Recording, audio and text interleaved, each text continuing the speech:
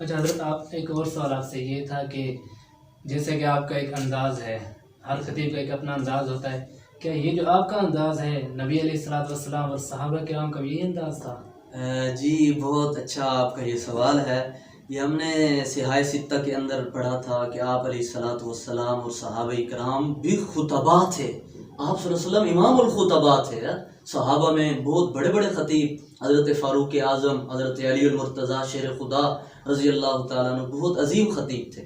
تو آپ علیہ الصلوۃ والسلام صحابہ بتاتے ہیں، احادیث کے اندر موجود ہے کہ جب کوئی سخت حکم نازل ہوتا تو آپ صلی اللہ علیہ وسلم جب صحابہ کو فرما رہے ہوتے تو آپ کا انداز اس طرح کا ہوتا کہ سامعین کو پیغام پہنچ جائے۔ بالخصوص آپ صلی اللہ علیہ وسلم انگشت شہادت سے اشارہ فرمایا کرتے تھے، شہادت کی انگلی سے لوگوں کو بات سمجھانے کے لیے۔ تو آج الحمدللہ ہم بھی اور ہمارے جتنے خطباء ہیں وہ اسی آپ صلی اللہ علیہ وسلم کے انداز کو لائک کرتے ہوئے، فالو کرتے ہوئے آج اسی انداز سے گوشت شہادت کے ساتھ اشارہ کرتے ہیں۔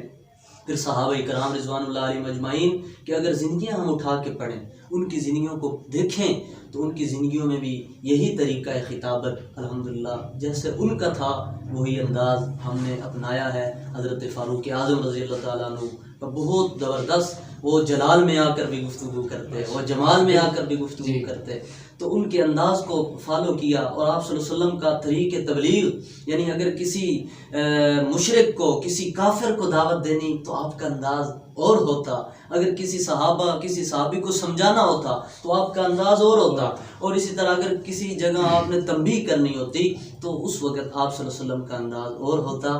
تو آج ہمارا بھی یہی انداز ہے کہ ہم بھی اگر کہیں ایسی گفتگو کرنی ہے، مجمع اس انداز کا ہے، تو ہم مجمع کو، سامعین کو دیکھ کر اپنی گفتگو کرتے ہیں۔ علامہ حضرت امیر شریعت عطا اللہ شاہ بخاری رحمۃ اللہ علیہ مجھے پھر یاد آئے، حضرت فرمایا کرتے تھے، کسی نے سوال کیا آپ گفتگو کرتے ہیں عشاء کے بعد سے لے کر فجر کی اذانیں ہو جاتی ہیں، آپ کی گفتگو طویل ہوتی ہے اور سب کو سمجھ آتی ہے، تو آپ کی گفتگو، آپ مطالعہ بھی اتنا نہیں کرتے لیکن گفتگو میں اثر ہوتا ہے، اس کی کیا وجہ ہے؟ آپ مطالعہ کب کرتے ہیں؟ تو حضرت امیر شریعت رحمۃ اللہ علیہ نے ایک خوب جملہ کہا تھا، فرمایا میں لوگوں کی نظروں سے اپنے موضوع کو منتخب کرتا ہوں۔